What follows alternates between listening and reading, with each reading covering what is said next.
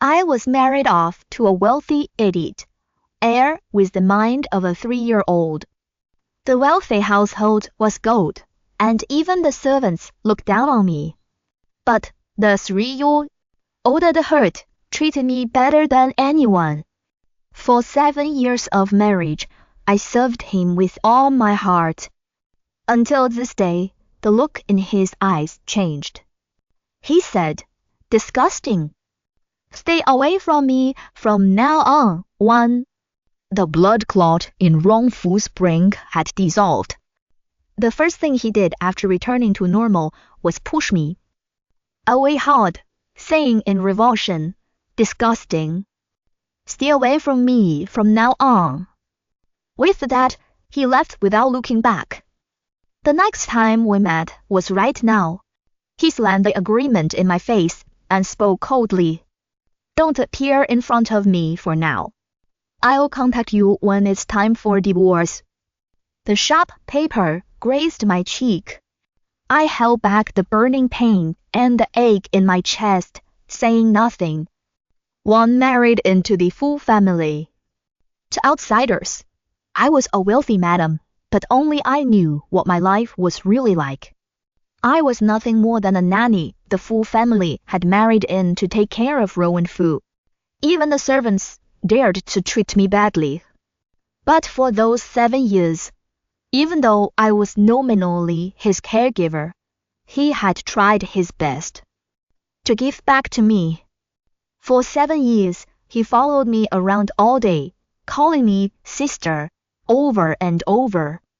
He would cheer me up when I was sad, had me a cup of warm water when I wasn't feeling well. He would even shout that he loved me the most when we played games together happily.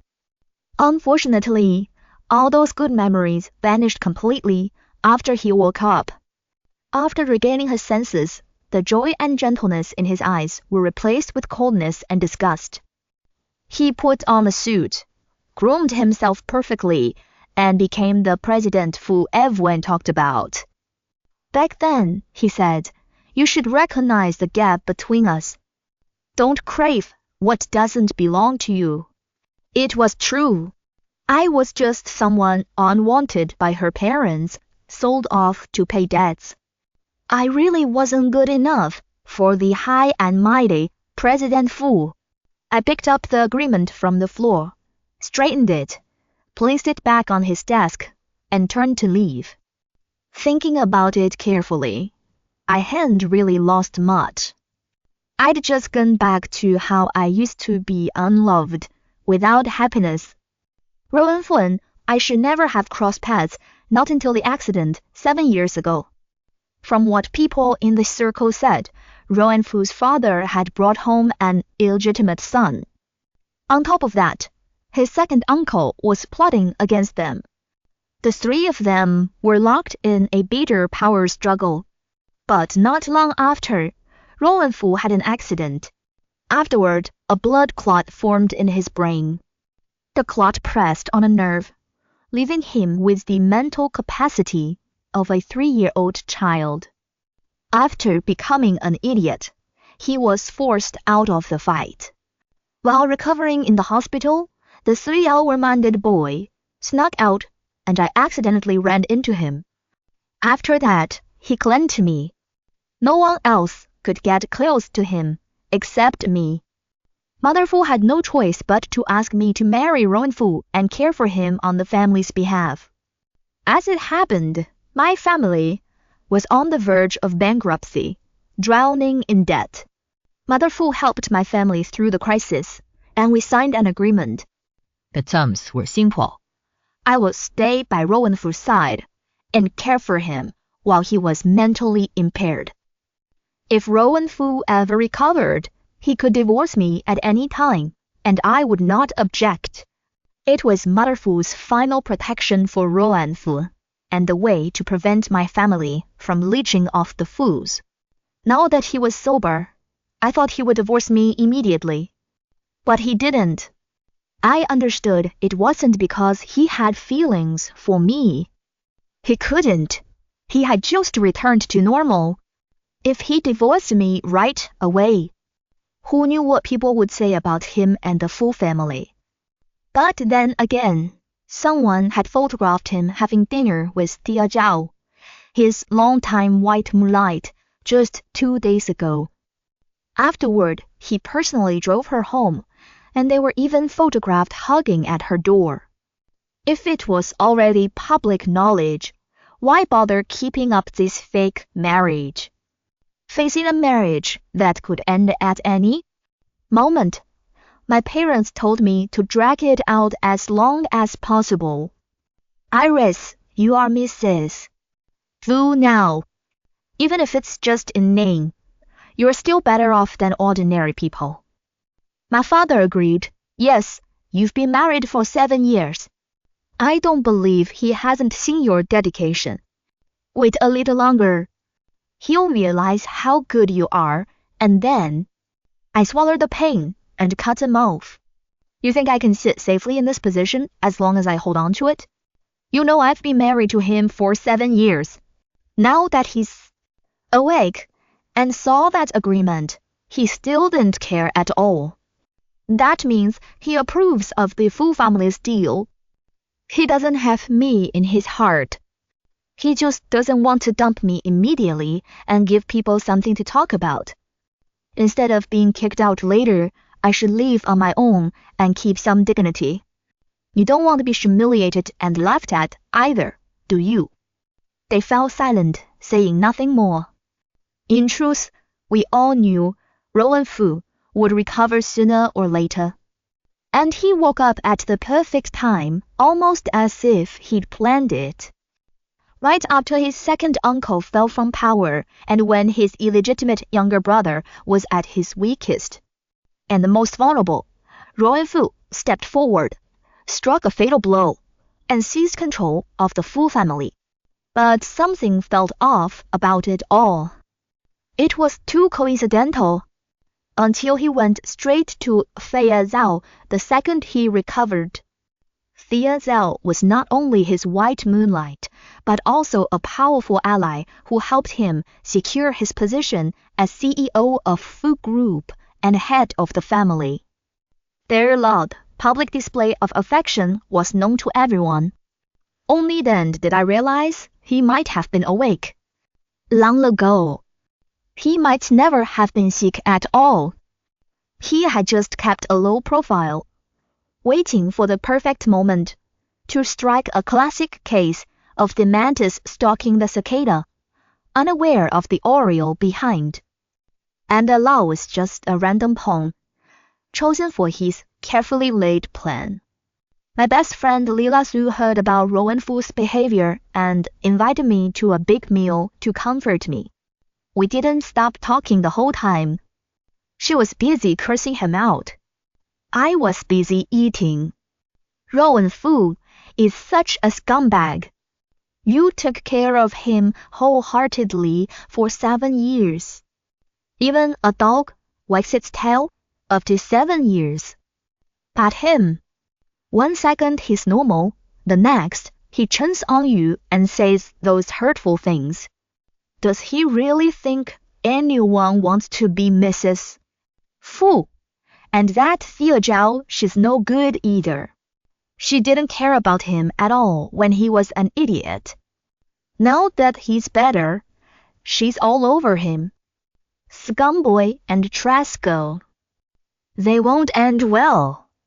She talked until her mouth was dry and drank 2 glasses of water in a row. I smiled and calmed her down. All right, don't be mad. To the Fu family, I was just a nanny anyway. Now that they don't need me, it's normal for them to send me away. You. Lila Su looked at me, exasperated, and finally shook her head helplessly. To distract her, I picked up a piece of meat and stuffed it directly into her mouth. After dinner, we went shopping. Meat. Conversation. Lila Su suddenly pulled me. She pointed not far away and said, Look, isn't that Rowan Fu and Thea Zhao? I turned and saw the 2 of them picking out jewelry in the store. They weren't far. I could see every move between them clearly. Fu picked through a row of rings for a long time, then gently slipped one onto Zhao's finger. The next second, he lifted her hand and kissed it lightly on the lips. His eyes were soft with a smile, his movements gentle. His affection for Zhao was completely unhidden. If I wasn't his wife of many years, I would even say they looked perfect together. Enviable. That bastard. He's shameless. Now he's parading his mistress around in broad daylight. Su tried to storm over, but I quickly stopped her. Calm down. Let's go somewhere else. With that, I pulled Su away. I wanted to avoid them, out of sight, out of mind, but fate wasn't giving me that chance. After we finished shopping and were about to leave, Su went to get the car, while I waited at the mall entrance. By coincidence, Fu and Zhao were also leaving. Well, if it isn't Sister Iris. We turned toward the voice. Fu was holding Zhao's hand, standing not far behind me. I glanced at Fu, then shifted my gaze to Zhao's face. It was the first time I'd seen her up close. I had to admit she was stunning. Slender waist, long legs, fair skin, beautiful features. Especially her expressive eyes, even when looking at me, they were soft. Not to mention she came from a wealthy family with an elegant, noble air that made people stop and stare. As someone who appreciated beauty, it was hard not to be drawn to something so perfect. For a second, I even understood Fu. If I were a man, I would want a woman like her too. My gaze dropped. I saw their tightly clasped hands, both wearing matching rings. Sensing my stare, Fu frowned unhappily. What are you doing here? I froze for a moment, then remembered my place. He was afraid I was bothering Zhao. I forced a smile and explained. I came shopping with Su. We're about to head back. She's getting the car. Zhao smiled sweetly. Sister Iris, didn't you buy anything for yourself? She let go of Fu's hand and waved a ring on her finger in front of me. Sister Iris, do you like my ring? I nodded. It's beautiful. It suits you, Miss Zhao, she giggled shyly. I think so too. Gaga picked it out just for me. I almost laughed. So this was just a show for me. President Fu has excellent taste. You two look perfect together. For some reason, after I said that, I noted a hint of surprise and curiosity in Fu's eyes. Just then, my phone vibrated. I took it out and saw it was a message from Su. She said she had an emergency and had to leave first, telling me to go back alone. I put my phone away and looked at the two in front of me. President Fu, Miss Zhao, if there's nothing else, I'll take my leave. I won't disturb your shopping. Before I could turn around, I heard Zhao's aggrieved voice.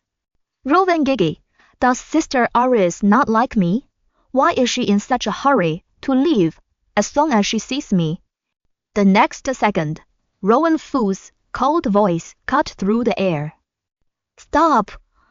I turned back and met Fu's furious gaze. My heart skipped a beat the moment our eyes locked. This wasn't the first time I'd seen this look, but it was the first time it was directed at me. I suddenly remembered when I first married into the Fu family. Back then, everyone knew I was only brought in to take care of Fu. So none of the Fu family treated me well, not even the servants. Once, a servant accidentally broke a porcelain piece while cleaning. Afraid of being punished, she blamed it on me, and even got other servants to lie for her. When Mother Fu found out, she scolded me coldly, saying many hurtful things. Like, you should know your place.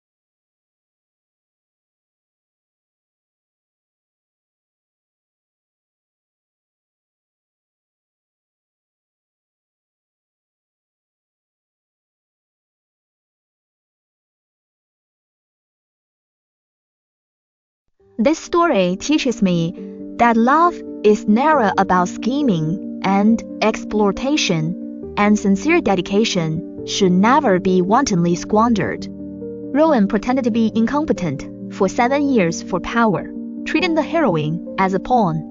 When he came to his senses, he tried to have it all, only to lose the most precious true heart in the end. In contrast, the heroine is sober and independent. She doesn't linger on betrayal and knows when to cut her losses, finally breaking free from the shackles and gaining a new life. It tells us that hypocrisy is the worst in relationships, and only sincere treatment is fundamental.